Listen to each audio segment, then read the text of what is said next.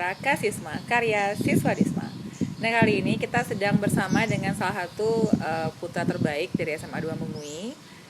Karyanya sudah beberapa kali kita dengar dan khas banget hasil karyanya dia. Dia ini baru aja tamat ya sekarang kali ini ya. Ini adalah Adi Permana. Ya, selamat datang Adi di tayangan Kasisma ya. Tapi ini kita kemas dalam bentuk semacam kayak talk show supaya nggak bosan. Nah, Adi kesibukannya apa nih sekarang? Pandemi, tamat, terus kemarin nggak kelulusan kan? Kelulusannya online. Gimana sekarang ngapain aja? Ya gimana, kesibukan sih gara-gara sekarang kan lulus tuh pada nyari PTN kan. PTN. UTBK tuh ya lebih ke belajar sih sekarang. Belajar. Habis itu juga kalau misalnya ada waktu luang sih sempat buat musik, buat kalau misalnya gabut gitu kan. Gambar juga. Iya, gambar ya. Lumayan. Mau ada yang ini nanti kita tunjukin Instagramnya Adi, gambarnya keren-keren banget loh itu.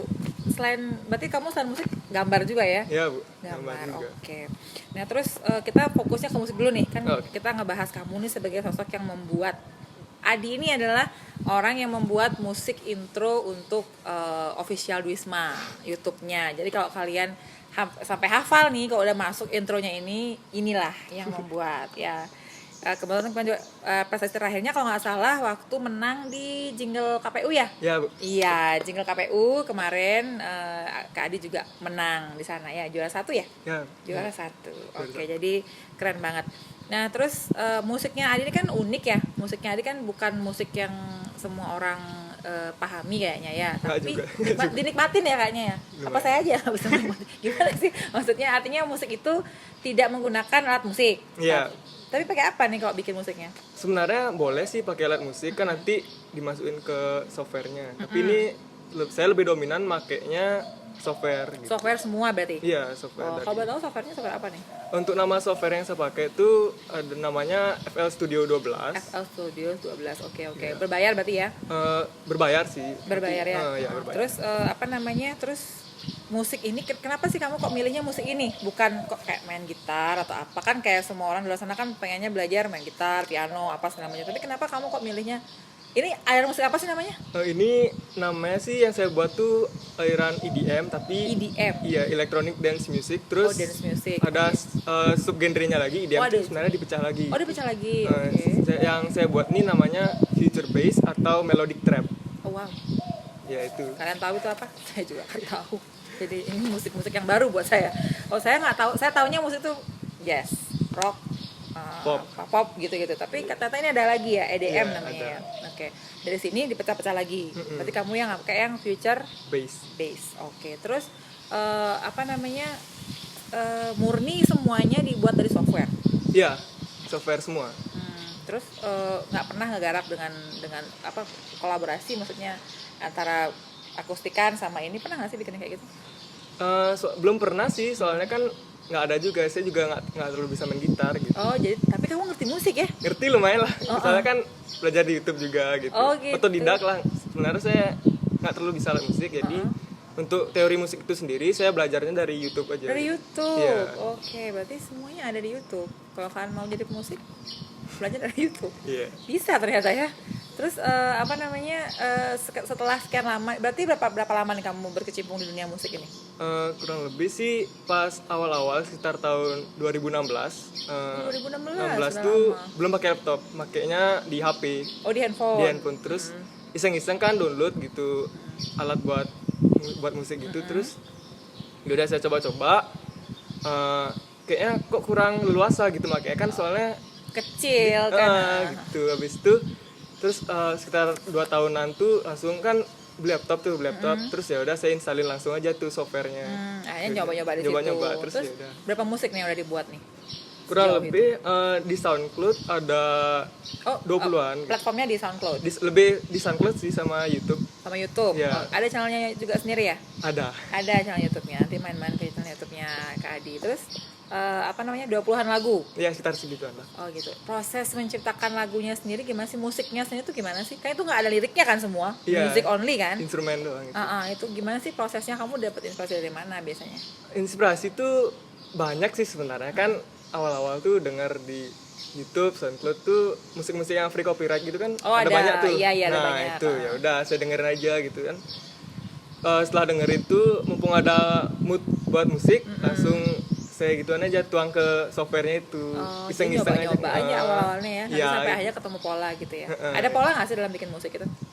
nggak ada sih soalnya kan musik tuh universal, jadi terserah orang sih berkreasi tuh Oh, gimana. artinya tidak ada, kamu tidak punya pattern harus depannya gini, tengah-tengahnya saya nggak tahu istilahnya ya. Depannya kayak gini, tengah-tengahnya kayak apa gitu. Nggak selalu ada pola kayak gitu Nggak kan. harus universal sih intinya, tergantung kita sendiri kan Moodnya berkreasi. gimana gitu Nah, ya. Oh, berarti kalau pemusik itu sama seperti pria seni yang lainnya semua pakai mood ya. Nah, Kalau bener sih. moodnya, kalau moodnya lagi nggak enak nggak bisa gitu ya. ada juga yang sebagian besar kayak gitu sih. Kalau saya kan biasanya kalau emang lagi gak mood kadang dipaksain biar jadi mood gitu. Oh, terus itu pernah nggak sih kamu kayak gitu? Sering kali sih kalau misalnya emang sepi gitu kok nggak ada karya gitu, ya udah sih walaupun nggak mood paksain aja. Buat aja. Iya, Nah, gitu. ini juga sesuatu yang baru buat saya di kancah seniman, karena biasanya seniman itu strict banget sama mood kan. Nah, Biasanya benar. kalau nggak mood udah deh nggak berkarya gitu. Tapi ternyata kamu termasuk generasi milenial yang berkaryanya nggak lihat itu. Berarti kamu hanya merasa bahwa sepi nih karya, nggak ada karya nih, saya harus bikin sesuatu gitu berarti ya. Ya benar sekali. Ada perasaan seperti itu Ada. berarti ya. Oh ya, oke. Nah terus waktu saya minta, kebetulan saya pribadi yang minta waktu itu sama ke Adi tolong dong dibuatin musik nih buat YouTube yang dikelola sama OSIS-nya. Gimana musik yang biar seru gitu kan, saya bilang waktu itu idenya dapat dari mana sih? Sebenarnya kan balik lagi yang tadi tuh iseng aja buatnya. Terus besoknya tuh ibu minta ke saya kan. Oh jadi kayak udah ada sebelumnya, Udah ada dan sebelumnya. kamu tinggal pilih ini nih yang kayak pas gitu ya. Nah itu ya udah sih langsung saya kirim aja ke Bucok sendiri. Terus ya udah syukur banget disukain sama Bucok kan. Iya senang, dan semua senang ternyata karena musiknya memang unik sekali denger langsung oke gitu waktu itu, tapi nggak pakai komen nggak pakai apa, emang musiknya bagus. Nah di tengah-tengah kesibukan kamu bikin musik ini bisa dibawa kemana sih karya kamu ini? Kan mungkin banyak di luar sana yang udah mulai bikin musik, entah itu akustik, entah itu instrumen aja, entah itu sama kayak kamu nih di jalur EDM ini. Mereka bisa bawa kemana sih karya-karya mereka nanti? Sebenarnya ini banyak fungsi sih. Kalau misalnya mau freelance bisa dibuat musik free copyright, kan bisa dipakai oleh youtuber gitu. Oh gitu. Itu sistemnya kayak gimana? Kalau sana misalnya kamu free copyright nih, terus musik kamu dipakai nih sama taruhlah salah satu youtuber yang terkenal gitu. Itu gimana sistemnya? Apakah ada monetize saatnya dia bayar atau gimana? Kalau masalah monetize tuh tergantung dari youtubernya itu sendiri. Yang pasti sih harusnya mencantumkan kredit aja gitu. Oh ada kreditnya. Oh berarti itu kayak membuka jalan. Jadi kamunya dipakai, ibaratnya kamu kayak ngendorse musik gitu ke sebuah YouTube. Habis itu jadi terkenal, kamu dikontak gitu harusnya ya sistemnya. Gitu. Ya seperti itulah kurang lebih. Jadi itu sebuah solusi juga untuk mengangkat nama kita ya sebagai content creator ya. Saya anggap kamu seorang content creator juga jadinya kan, karena memang kamu ada karya yaitu musik kan gitu jadinya ya. Terus selama ini susahnya di mana nih biasanya nih, selain kalau kamu lagi ngerasa tiba-tiba kayak kok blank ya nggak ada karya gitu, apa lagi susahnya teknis gitu? Teknisnya yang pertama tuh inspirasi ya. Inspirasi itu susah sih juga lumayan. Terus kadang kalau udah nemu inspirasi kan udah jadi tuh lagunya. Nah terus lagunya ini mau dibawa kemana? Ya itu pertanyaan saya. Nah terus ya udah saya iseng aja cari label gitu kan. Label di SoundCloud ada banyak, di YouTube juga banyak. Oh, ada banyak Ada gitu. di Instagram juga. Bayar nggak sih itu? Kalau untuk label tuh kita tinggal submit aja ke labelnya mungkin lewat email atau webnya. Terus submit, setelah kita submit, tunggu mungkin beberapa hari, mungkin ada info dari labelnya bisa diterima atau ditolak. Nah kalau kita diterima, bisa kita rilis di sana, dan juga sekalian bakal dirilis di digital platform lainnya kayak Spotify. Platform yang lain. Spotify.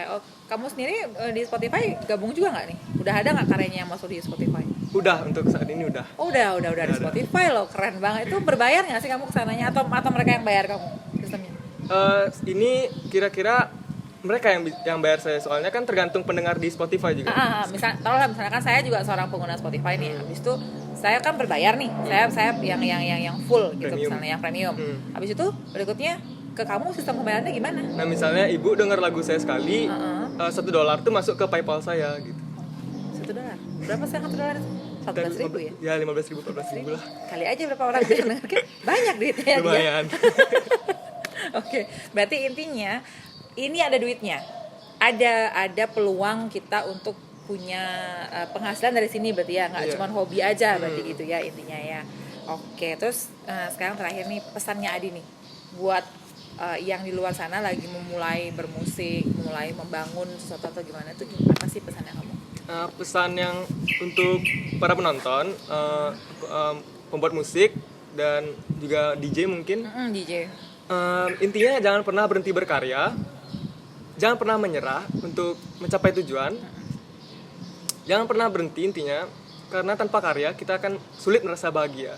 Jadi Gitu ya. intinya don't stop until you're proud. Wow, don't stop until you're proud. Artinya jangan berhenti sampai kamu bangga gitu ya. Artinya berarti tujuannya Adi berkarya itu adalah memang untuk eksistensi, Ya sih, untuk hilangin kepenatan, artinya bosen gitu ya. Artinya untuk to be present mungkin ya, untuk ada, untuk hadir gitu mungkin ya. Lalu berikutnya dolar itu adalah bonusnya Belakangan gitu lah ya, itu belakangan. kalau mau. Jadi buat kalian yang mungkin udah lagi berusaha untuk berkarya, termasuk kami sendiri ya di YouTube channel ini sebenarnya kan struggling banget. Dan menurut saya mungkin kalau sudah begini, kayak tadi Adi bilang, don't stop, terus aja bikin, Iya, terus. bikin, dan akhirnya mungkin nanti one day kita bisa dapat sesuatu dari sini. Kayaknya mungkin belakangan gitu ya. Terus kalau Adi sendiri sekarang bisa mengandalkan nggak sih ini penghasilan dari Spotify ini? Untuk saat ini ya simpan aja dulu di PayPal ya. Artinya cukup bisa kan? Iya. Artinya udah ada tabungan dong di PayPal kan, sekian kali dengar kan pasti udah ada aja kan gitu jadinya ya. Pakai biar ada aja lah PayPal-nya biar nggak kosong gitu. Oh, bela kosong oh, gitu kalau orang sombong tuh gitu. Ya enggak. Sebenarnya kan duit itu belakangan, yang penting berkarya dulu. Iya benar. Jadi karya dulu, duitnya belakangan. Iya. Kalau sekarang jangan dibalik. Kalau udah mikir, oh kalau bikin ini ntar duitnya berapa? Susah. Kamu pasti akan berpikir ikut tren jadinya kan kalau kayak gitu kan, karena harus ngikutin tren. Tapi kalau sudah mikirnya bahwa karya dulu, kita punya karya orisinil, ya udah kan gitu jadinya ya. Iya, nah itu kalau udah punya karya orisinil ya bisa kita dikontrak sama sana sini. Nah itu dia. Jadi buat kalian yang luar sana memang masih pengen berkarya, karya aja dulu, bikin aja dulu. Yang penting itu positif dan tidak melanggar hukum. Udah berkarya dulu, nanti bonus-bonus tuh akan mengikuti aja. Nah berikutnya kita bakalan lihat nanti Kak Adi gimana sih kalau waktu dia sedang membuat berkarya sebuah musik itu kayak gimana. Nanti Kak Adi akan menunjukkan dengan laptopnya. Nanti kita akan pakaiin aplikasi, kita langsung tempel di belakang wawancara ini. Oke. Nah, terima kasih banyak Adi, terima kasih banyak sudah mau datang sharing sama kita. Mudah-mudahan musiknya sukses. Nanti kalau sudah jadi DJ terkenal, jangan lupa sama kami di sini. Anda diorbitkan di sini ya. Nah, mudah-mudahan nanti semua karyanya juga makin bagus, dan mudah-mudahan juga nggak cuma musik ya, nanti menggambar mungkin juga nanti akan lebih keren lagi nantinya ya. Ya, terima kasih banyak sudah berbagi, dan terima kasih banyak juga buat teman-teman yang udah nonton. Kita ketemu lagi di tayangan Kasisma berikutnya. Bye.